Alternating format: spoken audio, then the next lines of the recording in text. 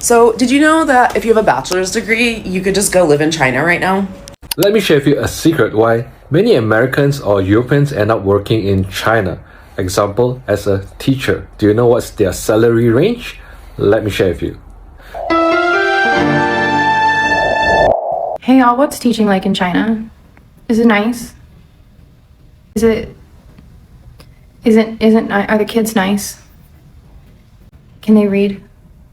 Cause I just had a small breakdown and rearranged my entire classroom so that no kid is like facing or even next to another kid. So is it nice? I'm really tired. I really need this 3-day weekend. I'm really tired. Ni hao! My school has escalators and a beautiful reflection pool. Delighted to have you, amazing viewer, and thank you so much for keeping up with my videos. In today's video, we are recording our experiences of English teachers in China. Did you know that you have an opportunity to teach English in China as an American and also as a South African? Because South Africa is also part of the countries that are considered English is considered as their first language. So if you're a South African, you can also grab this opportunity if you reach the requirements that we'll be looking into in this video. What are the advantages of teaching in China? What are the pros and cons? What are the things to keep in mind if you are to consider teaching in China? And what is the workload like? And also we are going to do a bit of comparison of teaching in China and in Korea. I will request you to watch this video to the end. I can't record everything in the introduction. Like the video for recommendation, I'll be interrupting whenever it's necessary, but let's enjoy the clips and let us know if you're a teacher in China, if you're Chinese, what else can you add on this? Kindly don't hesitate to leave your thoughts in the comment section. If there's something to clarify or to address, kindly be free. This is a free channel. Kindly suggest something in the comment section. I am very open to your suggestions. Don't hesitate to leave them in the comment section, and let's have an amazing time here. Enjoy the clips. And go to my desk. Luna and I are going to tell you about teaching in China. I taught in America for 18 years, and now I'm in China, and the differences are astounding. I get free housing, I get free food, I get travel bonuses. My salary is better than in the US. But most of all, the kids are so engaged and willing to learn, and everybody treats me like an expert in my field, and I actually get to teach. In America, I was basically like a machine, and I had to deal more with emotional problems in my classroom than being able to teach. So I am so happy to be here in China. Come with me on a normal day in my life as a kindergarten English teacher in China. I wake up around 7:20 every day, and this is my outfit today. I bought some new tea bags and these freeze-dried lemon slices because I drink tea all day at work. Adding sweetener and boiling water. I realized I really needed to leave, otherwise I'd be late. Yes, my Christmas wreath is still up. Every day I ride these e-bikes to work, and today I was cycling so quickly. I was out of breath when I arrived.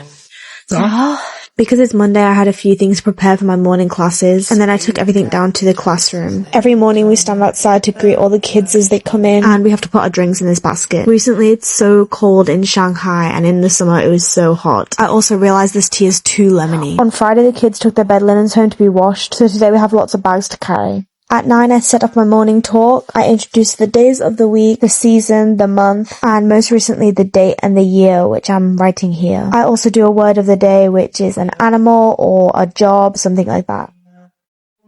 What letter is this? Sounds like Monday. I'm like monkey, yeah. I'm like monster truck, right? Then we have UOI class, which this term is focused on spaces. We built these models. I taught my kids the cha-cha slide, so we're doing that. They love it. Then we have sports for an hour. Today it's cold, so they're staying inside. And these meerkats are so cute. Then I introduce vegetables. Today is fungus, asparagus, and Chinese cabbage. Then the kids eat lunch and I help. We do sight words, which is to help them learn how to read. And then we take a walk and I read some stories. The kids go down to nap and I take my materials back to the office. Now it's time to eat lunch. The school provides lunch, but recently I've been bringing in my own, so I'm heating it up in the microwave. Today I have some tofu with some rice and cabbage. It was okay, not the best lunch ever. Then I have to do my daily report and prepare all the materials for tomorrow and other days if I have the time. My word of the day tomorrow is going to be skunk. I think I taught them this before, but they won't remember. Here I'm getting the books for tomorrow. I really like reading these ORT books. And I'm also printing things on the world's slowest printer. This is the only one that all teachers at the school have to use. Then it's my turn today to teach this extra class for some K3 students. Then the kids wake up and they eat a snack and I teach the word mat, which this week is up high. We have music class on Monday, which is always fun. There's another teacher that teaches this. After that, I teach phonics, which this week is the ox sound. It's still a bit difficult for my kids because they're only 3 and 4. Then we do a goodbye song and I take requests. And at 4:30 it's time for me to go home, so I'm getting my stuff together. And today I brought a change of clothes so I can go straight to the gym directly from work. Except I realised when I got there that I didn't bring a change of shoes, so I had to work out in my Uggs, which isn't ideal. I walked on the treadmill for 30 minutes, and then I went on the elliptical and a weight machine, and then I was pretty much done. I cycled back home and my bag was so full because I had all my clothes that I wore to work. I ordered some groceries because I really wanted to make a kind of Middle Eastern inspired dish for dinner and my lunch tomorrow. I made this cucumber yogurt mint dip and cooked these chickpeas and spices. I made a pretty simple salad with cucumber, tomato, spinach, lettuce and sultanas. I had this pomegranate and I also pickled some red onion. And this dinner was actually so good. I was so happy that I put the time in to make it. And of course I wanted a sweet treat, so I ate this Reese's cup. Then I just laid and edited this video that you're watching right now. So bye! Hello, my Chinese friends. I am an American English teacher who also works at Walmart on the weekend to cover my basic bills. Actually, because I went to college and I'm in debt from college, I, even working 2 jobs, have never even touched the principal of my debt. This is very common. I'm not the only school teacher from my school that works here. This is a day in the life of a foreign English teacher at a primary school in Shenzhen. Brandon. Not Brenda. It usually starts with a student saying my name wrong. Then it's off to eat some breakfast and then go to the office to prepare for my first class. I teach 12 classes a week to grade 1 and grade 2 students. Every class, we read a new storybook together. These books are designed to teach them reading skills through phonics. Today's book is The Tiger by the Lake. I read the story first, and then the students repeat after me. Some classes are better than others at repeating after me. This one isn't the best. We play many games together, which gives students lots of time to improve their pronunciation and better understand the stories. Then the students hand in the books, and it's time to wrap up the class. Class is over. Goodbye. Then it's off to lunch. My school serves me breakfast and lunch every day, which is very convenient. We get a 2-hour lunch break, which my coworker and I often use to practice languages. She's studying IELTS, and I'm learning Chinese. After the lunch break, sports day started. All of the students gathered to watch and participate in various games. Myself and the other foreign teacher had to help with the sandbag toss game.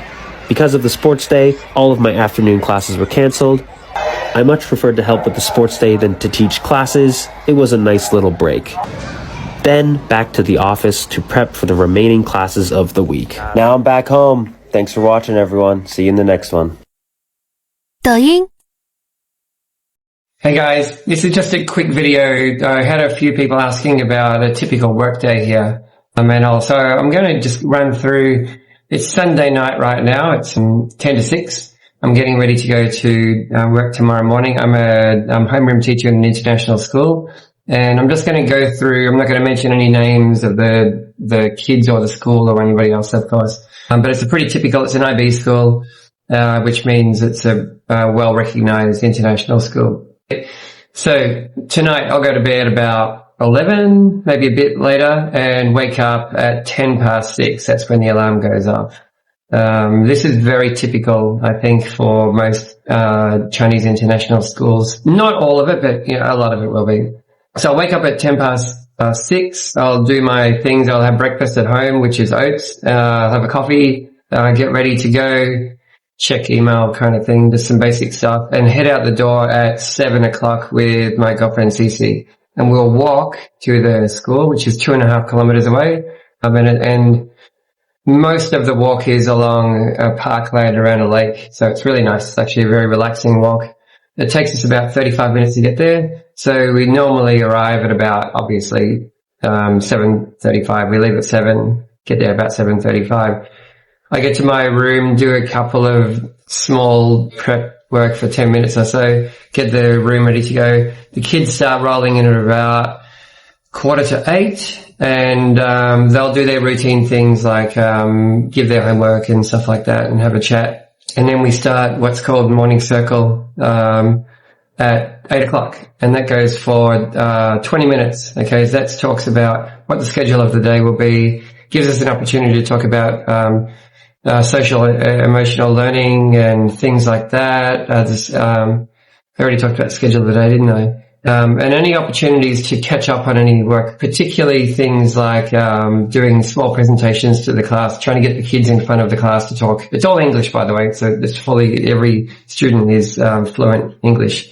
Most of them are Chinese citizens. There's a few international passports, but they all speak English.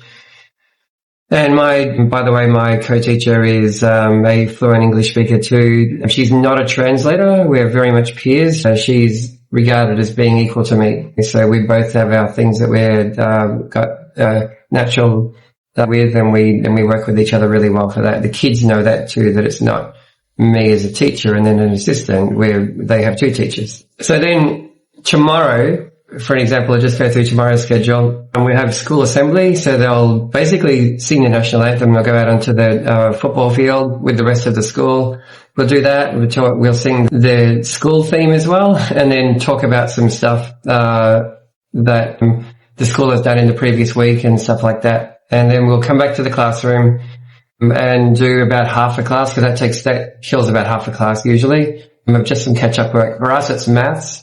So they'll just do some extension work of maths from the previous week. Then tomorrow they'll go to a thing called Chinese morals class, and it's different than Chinese language. It's talking about being a good Chinese citizen, teaching kids that they're learning an international curriculum. It's very international, but they still need to have a grounding in their own culture. So this is that. They have Chinese language, and then they also have this. This class is only once per week, so there's not a lot of it. And honestly, they probably get more exposed to international thought than Chinese, because of me, because I'm always talking about, my experiences back in Australia and that kind of thing. I'm an Australian. Okay. Then after that class, there'll be a morning break, which will be 20 minutes. 30 minutes. They'll have a snack. They'll have a bit of a play, and then there'll be another class in this case that will be, PE. So they'll go to PE. They do PE every single day. There's a PE class in this school, in most schools in China now, of every single day. These classes, by the way, are 45 minutes. And then after PE, they'll come back and they will do one of the homeroom classes. Okay, so there'll be it'll be language. No, sorry. We'll take them to the library. It's the library schedule. So they'll go to the library. They'll do a short lesson with the librarian, introducing some new books and things, and then they will go off and find books to borrow or just basically read. After that, it's lunch. They have 35 minutes to eat, and then about 35 minutes again, maybe 40 minutes of actual playtime outside, running around, being as crazy. You're burning as much energy as they possibly can. And then they'll come back. And we will, then after lunch, they'll have Chinese language class. This is Mondays, okay? So then they'll go off and learn some Chinese writing, Chinese speaking, Chinese presenting, Chinese listening, all of the stuff that you would expect with Chinese. And then after they come back from that, there'll be 2 more lessons left, period 6 and period 7, and they will be social studies and science. It's called Unit of Inquiry in IB schools, abbreviated to UOI. And tomorrow, for example, they're going to be learning about tectonic plates and rock formations and things like that, but also explorations, because this unit is about exploring. Okay, and then after that'll finish at 3:30 in the afternoon. After the final period, they'll line up and we'll take them. All of the kids basically do an ASA, an after school activity. I teach my ASA tomorrow. I do 2 per week. Is zero carbon building design. That's my background. Okay, I was an energy consultant, and I teach them about climate change. This is grades 4 and grades 5, and about the built environment and how to make energy efficient, passive solar, and all of that kind of stuff for the engineers and the architects of tomorrow. And it's pretty cool. They love that, the kids that do it. Then after that, it'll be 4:30, and we'll walk them to the gate. They'll get picked up either by their parents or they'll go into a school bus. Most of them get picked up by their parents. There's not a lot of kids that walk home, certainly nobody in primary school. Even though China's very safe, they don't allow that. So then those kids go home at 4:30. And at that point, the teachers can go home too. But honestly, teachers can never do that. I've got to go back to my room and spend another, usually between 1 and 2 hours of prep work for the next day, or looking at homework and that sort of stuff from the weekend and everything else like that. So I normally try to get out of there before 6. Along with CC, she's doing the same thing as me. She's doing after hours, kind of catch up work as well. And then we'll get home about 6:30. Have some dinner, crash out of sleep, usually. And then I'll go out and have a run later on, do some exercise, and watch some TV after that, some Netflix or something like that, and end up in bed again at 11 o'clock to do the whole thing again the next day. So that's an example of a day, and the classes change every day, of course.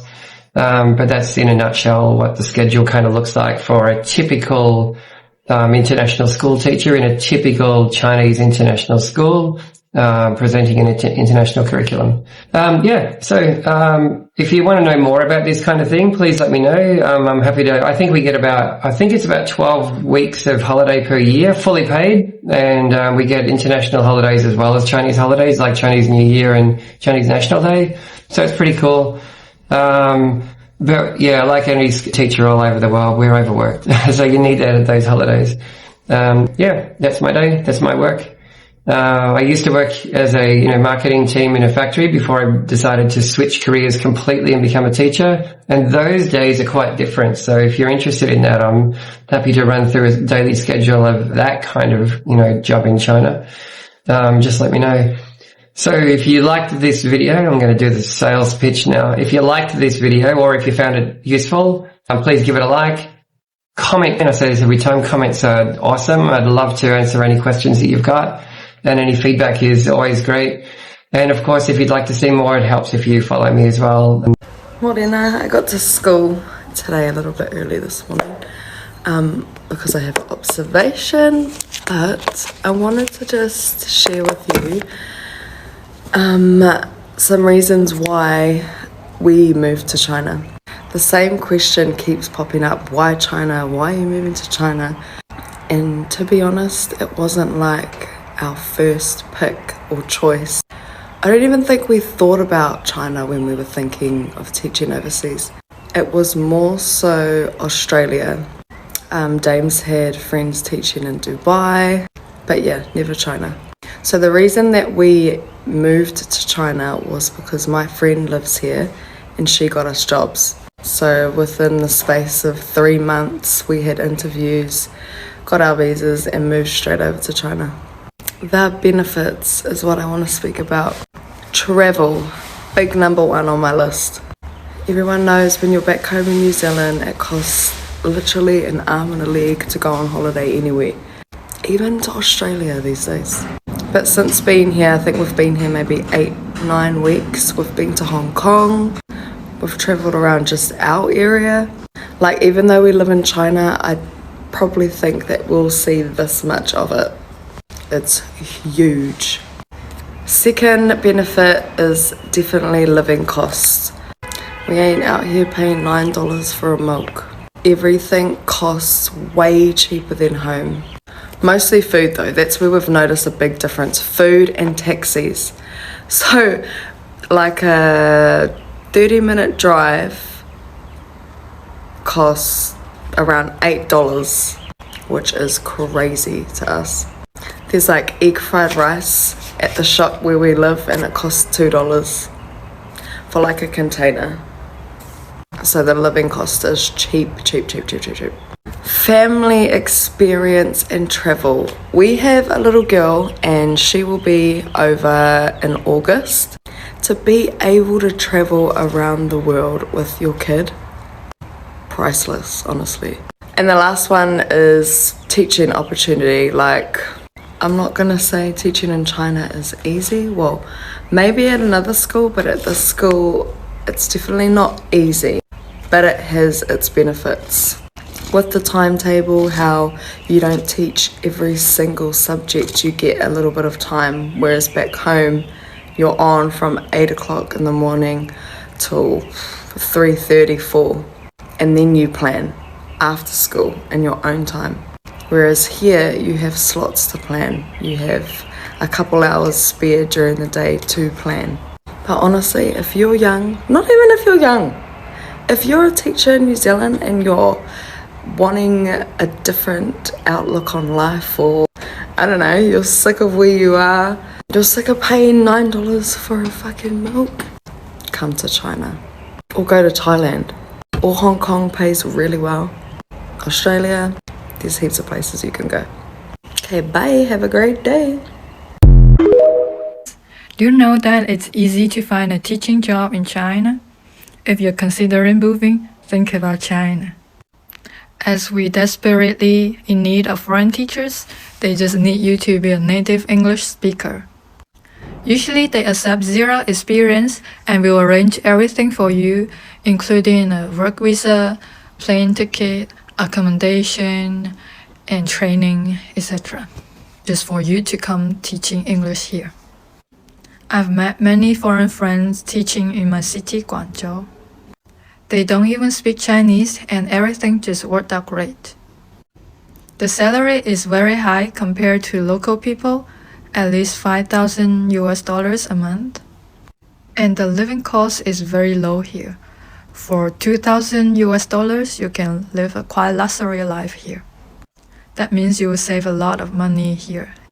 If you're thinking to live somewhere else, you should try this out.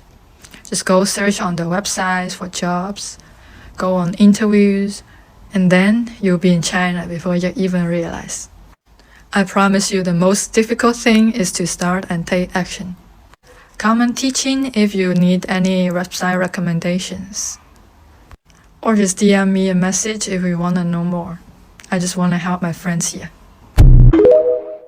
Hi, TikTok refugees. This is teacher Lola. If you're new to here, welcome to 小红书. I'm from Canada and I have been worked in the early childhood education field over 6 years. I used to be a Montessori teacher in Canada and now I'm working in an international preschool in Shanghai. Do you want to teach Chinese kids English? And do you know what's the most effective way of teaching English to the Chinese kids? Have you been struggle with bilingual kids, specifically in China with the younger age group? We do share free resources and we have different kinds of workshops for you to know what is the difference in between different age group, what is the most effective ways of teaching Chinese kids English. If you want to know more info, please send me a message or comments below and I will see you. Hey guys, today I'm going to tell you how to become an English teacher here in China. Now, first of all, you need to have your documents in order. There are 3 main documents that you absolutely need. The first one is a bachelor's degree or above. You need a 120-hour TOEFL certificate and you need a non-criminal record. Now, your bachelor's degree or above could be in anything. It could be in education, in law. It literally doesn't matter. You just need to have a degree. Then your 120-hour TOEFL certificate could be from any online company, but you should just make sure that the company is legit. I have a great company that I could recommend to you guys and I will put it in the caption below. Finally, you need to have have a non-criminal record, and this is pretty easy to do in South Africa. You go to the police station, they take your fingerprints, and then they will tell you like the necessary steps to take to get the non-criminal record. Once you have these documents, you need to go and get it authenticated. So you need to have it authenticated not only through DIRCO, but it also needs the Chinese embassy stamp. There are a lot of law firms or agencies in South Africa that could help you with the authentication process. Now, if you use an agency or a law firm to help you with the authentication process, I would definitely recommend that you stay on their ass and tell them the importance of getting these documents as soon as possible. I would definitely recommend getting all of your documents sorted before you find a school, because most of the times the schools really pressure you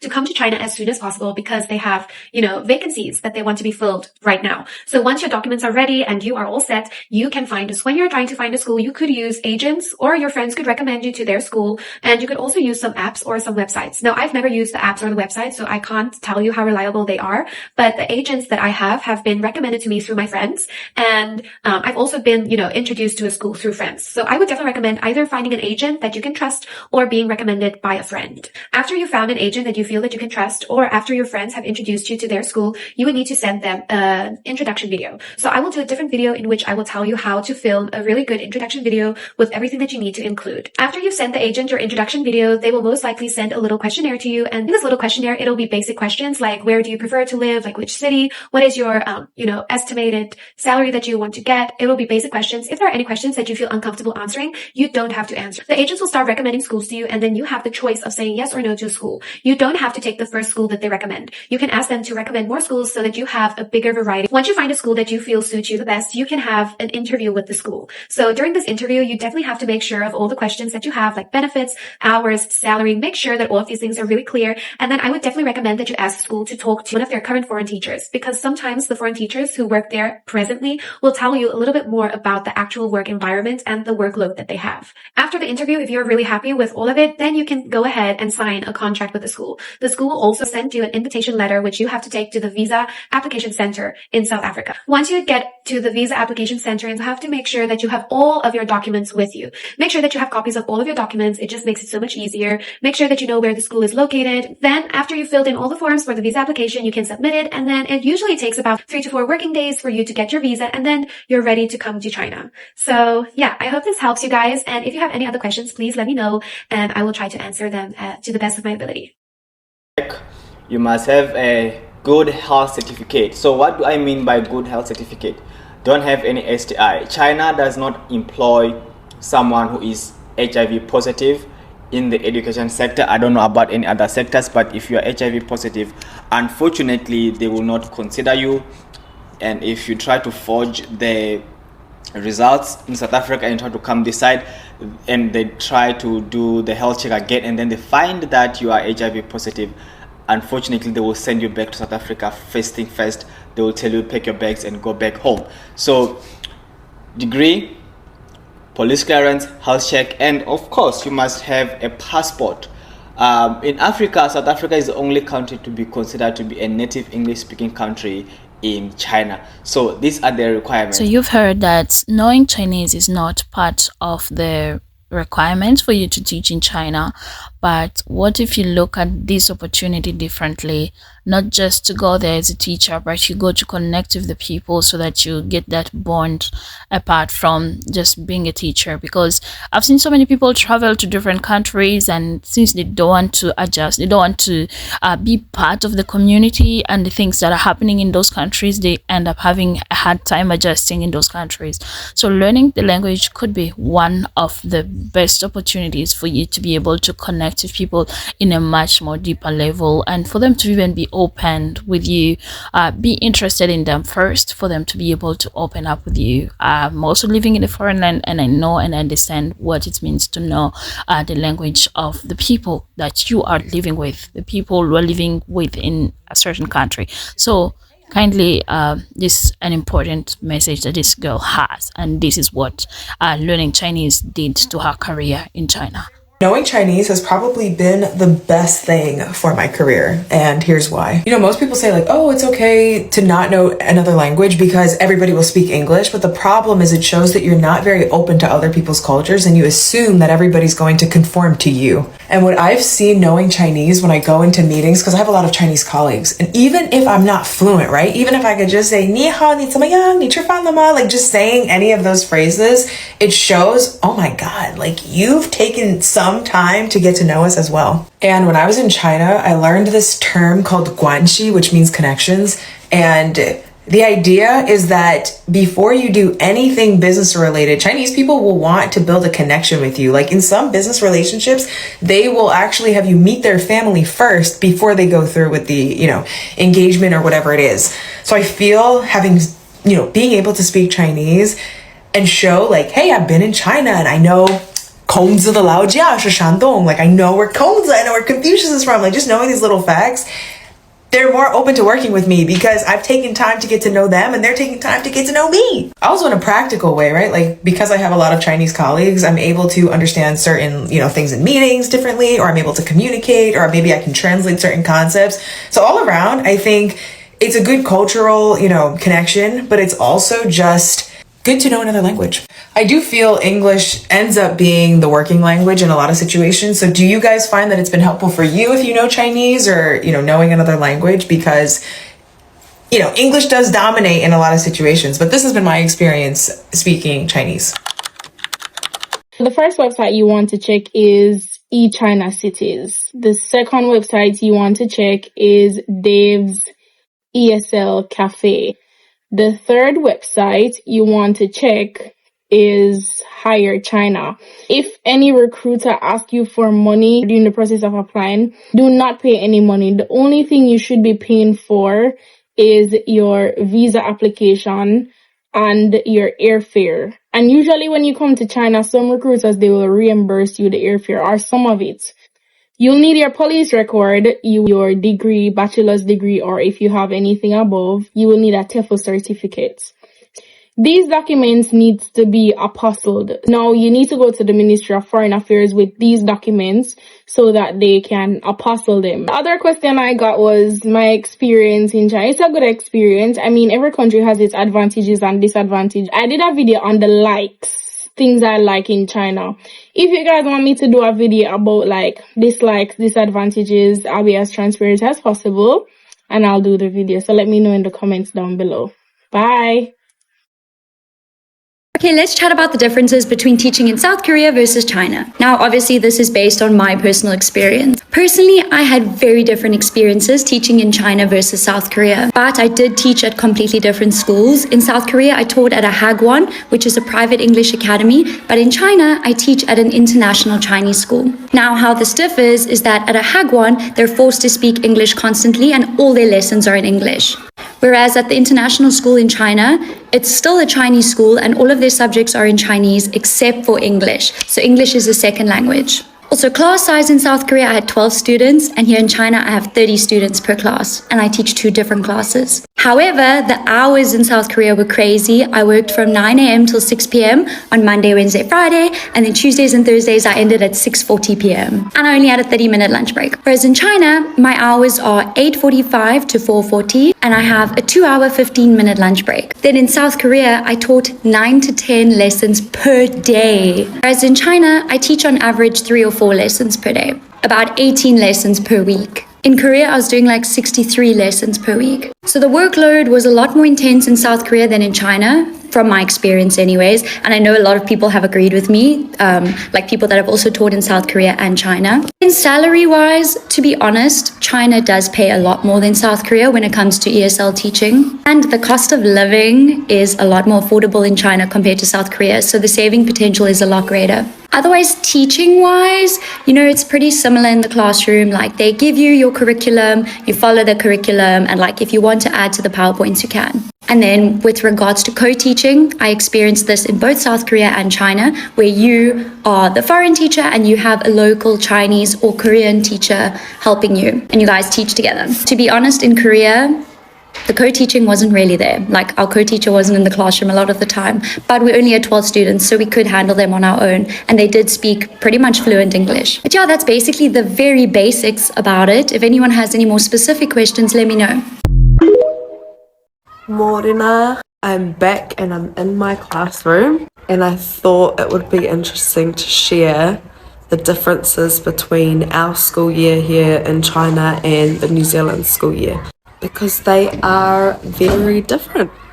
So in New Zealand, the summer holidays are now from like December, mid-December till Feb or end of Jan. And our summer holidays here aren't until July, August, because that's when summer is in China. So we'll just start from the start from our year here in China. So our school year starts in September.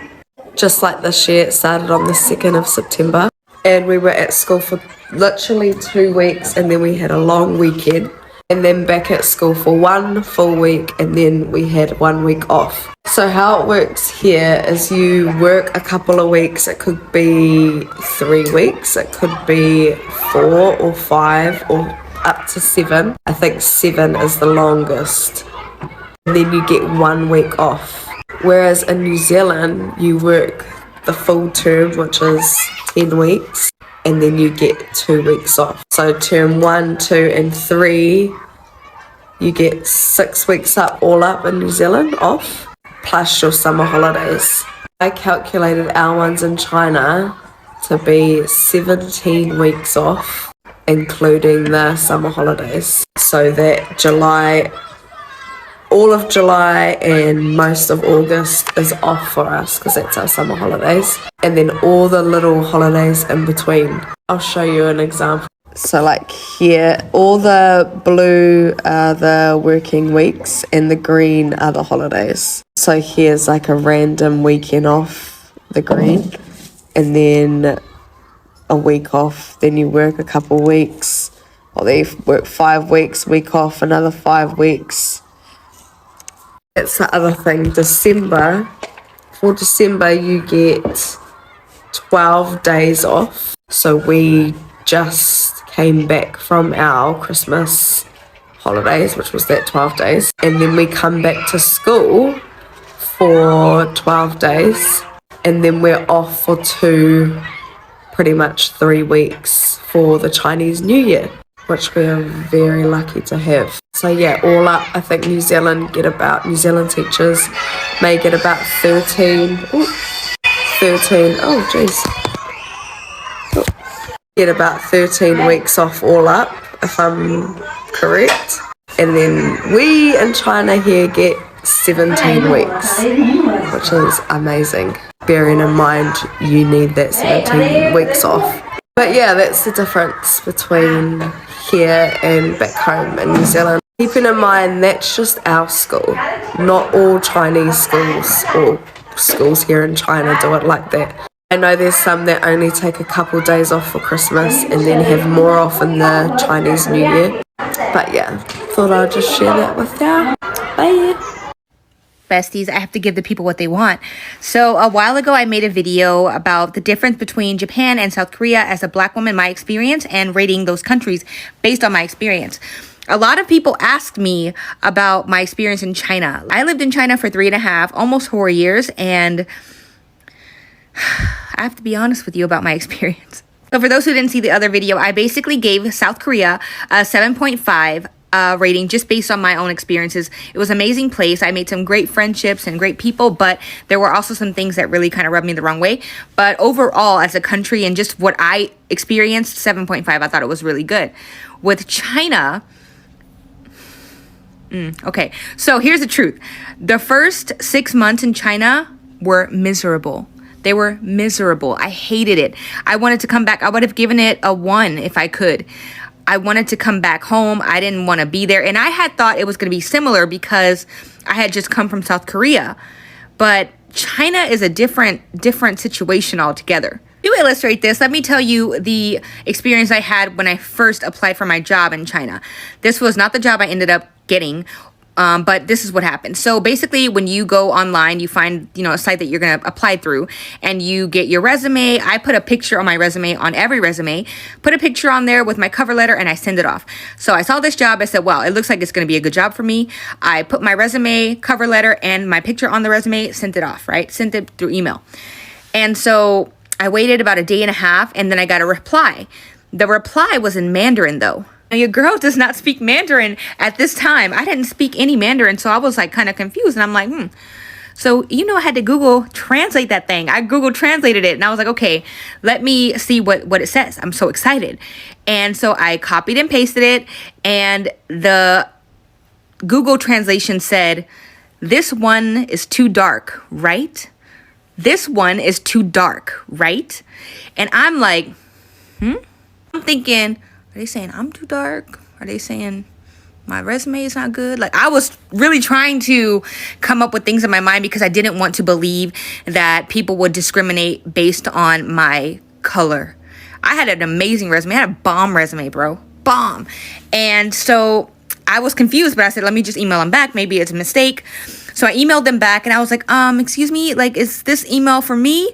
I'm still very interested in your position. I don't know why I said that, but I did. And they ghosted. I never heard back. No one ever got back to me. And I realized that was the culture that I was going into. There are some job postings that will still to this day say that they want only Caucasian or white foreigners. They don't want dark-skinned teachers. That leads into the first 6 months. That was my first introduction to China. And then when I got there, I noticed all these people doing certain things. And I had to get to a point where I was so focused on learning and growing and learning about the culture and the people that I didn't let the little things that happened throughout the day faze me. People would get up from the bus. If I sat down in a bus, people would get up and move because they didn't want to sit next to me. I had a woman one time hold her nose. I know I don't smell. Like, lady, like, what are you doing? Like, hold her nose the whole time while she's sitting next to me. But China, I'm not going to lie, I would give China a 6.5. 6.5 out of 10, because for me, I had to adjust in order to survive and maintain my mental sanity. I had to adjust my mindset, because if I didn't, I would have felt crappy. And even though I was a model in China, they made me feel weird or ugly as a model. I felt ugly because they compared me to a lot of European looking models, a lot of Caucasian models, and they said that they were better. I've had people say, oh, her skin is flawless. It's better. Girl had acne and everything, but they're like, her skin is better than yours. And I'm like, the math ain't mathin', y'all. So the things that did make China amazing were the people I met, not the people in workplaces, because I feel that a lot of workplaces in China were like toxic and they were just trash. I didn't like it. But outside of work, my students were like my family. We hung out all the time. I was like their big sister since I wasn't that much older than them.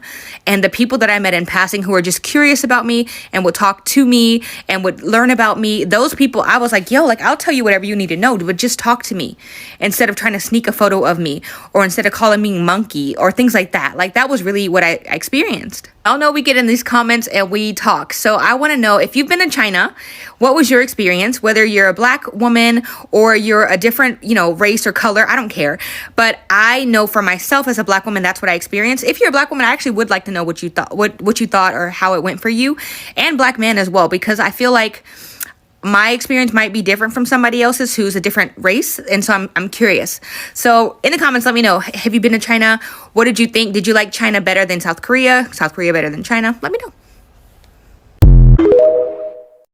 I taught in China for 3 years, so I know how intimidating and daunting it can feel to be in a place where no one looks like you. It's tough when your teaching abilities are questioned and even your English proficiency is doubted.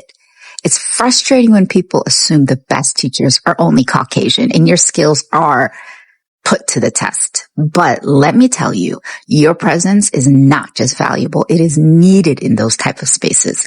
Simply being the only different one helps change the stereotypes and build valuable connections that might not have existed there. So hold on tight and step into those spaces, even if you're the only one. You're not only valued, but needed. Your voice matters and your presence is power. Don't worry about being the only one that looks like you. That's your superpower. I've been living in China for 1.5 years now, and these are some of the things that I absolutely love about living here. One, the convenience, like ordering things online, getting it within minutes or within a few days. Collecting the package itself, you don't have to pay to collect the package. Like whatever you pay online, the shipping is included. The other thing I would say is how relatively cheap here is, like in terms of bills. Water and electricity bill, it's not expensive. During the winter, electricity can be pricey because you have to use the heater. However, water, I've been here in this apartment since September. No, it's January. I haven't paid any water bill since, and I use water every day. It's kind of crazy when you think about it, you don't pay water, but really and truly, I don't owe any water. I absolutely love it. Another thing I like about living here is how safe it feels. You can be walking on the street 2 a.m., 3 a.m. in the morning and you're not afraid of getting robbed. One of the main reasons I think is because there are cameras everywhere. You literally can't get away with anything, even if you tried. So as we speak, there's literally a camera at my apartment door because cameras are everywhere. I like how safe it feels here. Those are some of the reasons why I like living in China.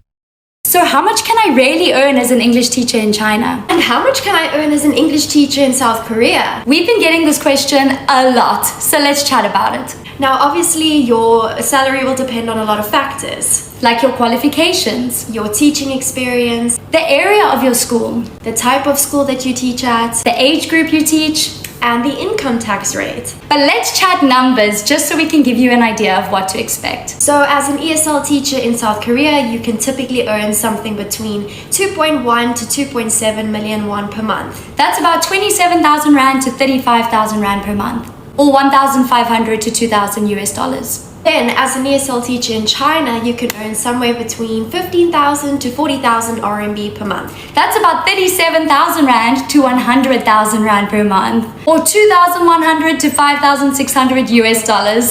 So it's a big range. So am I worth the 37,000 Rand or the 100,000 Rand? If you want to know which category you would fall under, then go check our latest video on YouTube. So the video is called Salary Expectations for an ESL Teacher in China/South Korea, and you can find it on our YouTube channel, which is called Two Broke Girlies.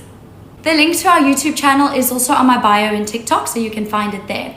This video will chat about everything you need to know about salary expectations of an ESL teacher. So we chat about all the factors that influence your salary. We chat about income tax. And we chat about all the benefits that should be included in your ESL salary.